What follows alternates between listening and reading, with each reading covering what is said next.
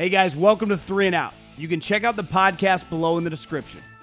And here's what I need you to do. Make sure you subscribe to the Volumes YouTube channel to stay up to date to everything we're doing here on 3 and Out and the Volume. That was hard to watch. And the reason it was hard to watch is when you draft a quarterback really high, and we've just had several years of quarterbacks getting drafted really high, if you miss, it is devastating. It sets your franchise back. But the New York Giants really made two disastrous decisions. First and foremost, hiring Dave Gettleman to pick the players, and then allowing Dave Gettleman to pick those players. It's a train wreck.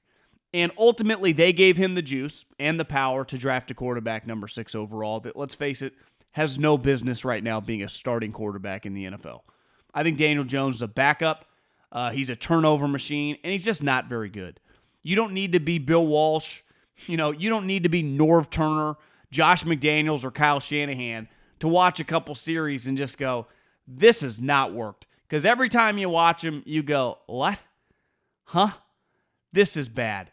And then the Saquon Barkley pick, think about the best running backs in the league right now. I think there are 3. I think Derrick Henry, before he hurt his foot, was obviously the best. Jonathan Taylor and Nick Chubb. You know what all 3 of those guys have in common? They were second-round picks, and they are elite players. I mean, Derrick Henry was going on one of the great 3-4-year stretches in the history of the league. Jonathan Taylor, I looked it up during the game, has 27 touchdowns in 26 career games.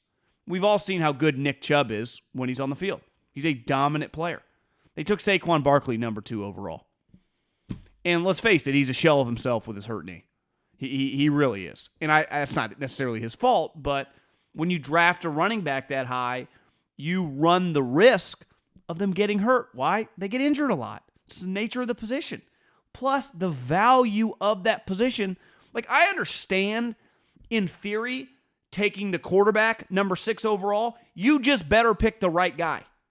Like, when the dust settles in this last draft, everyone would have taken Trevor Lawrence. So the Jags, whether it works or not, no one will ever hang it over their head. They took Trevor Lawrence. But all the other picks, Zach Wilson, Trey Lance, Justin Fields, Mac Jones, but definitely Zach Wilson and Trey Lance, when you could have had Justin Fields and Mac Jones, we're going to judge that over the next 2, 3, 4, 5 years, right? We talk a lot about Baker Mayfield. Think about 2 quarterbacks. Lamar Jackson was the last quarterback in that class picked, right? There were 5 guys in the first round, and he went 5. So you took Daniel Jones. Now, granted, it wasn't a good quarterback draft, but you can't force a quarterback. We've seen it done before with the Ponders and the Lockers and the Gabberts. That's how you get in trouble. It's like you're chasing this hope of this franchise quarterback, even though it's pretty obvious the guy ain't a franchise quarterback. It's one thing to get that guy on the second day of the draft. It's another thing to use a top 6 pick on him. It set the franchise back years because he's not their franchise quarterback. They're going to have to get a new quarterback next year. They're going to fire their general manager. What do they do with the coach? Do they keep him? In what world has Joe Judge proven that he can be a head coach in the NFL? And in fairness to him, it might not even be his fault, but it's a production-based business. And right now he loses a ton. And a lot of times, sometimes he's competitive, I guess. Tonight was pretty embarrassing. Now he's on the road against Super Bowl champs who, are still feel a little off. They get a lot of injuries.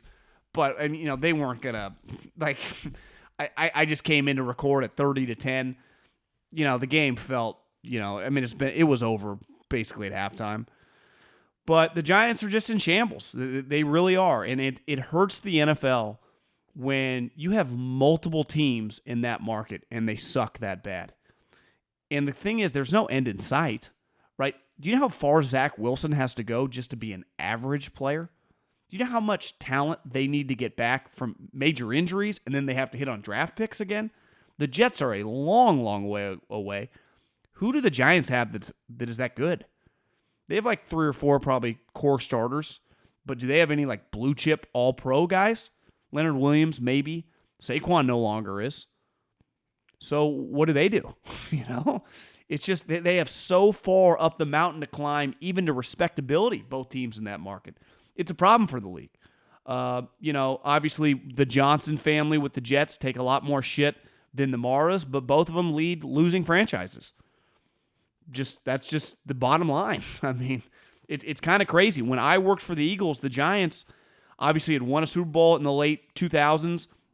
They won it my second year in the league.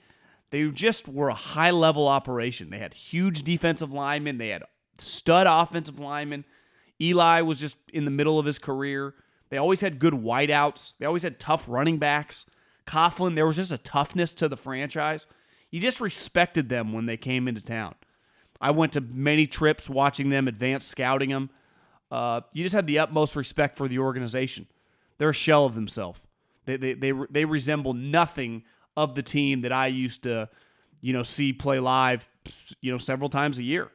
They look like a completely different franchise, and they really have a long way to go. Maybe it's just time to detonate the whole thing, but they've done that now several times in the last 5 or 6 years. So I don't really have an answer. But that and Daniel Jones, let's just call a spade a spade. It's over.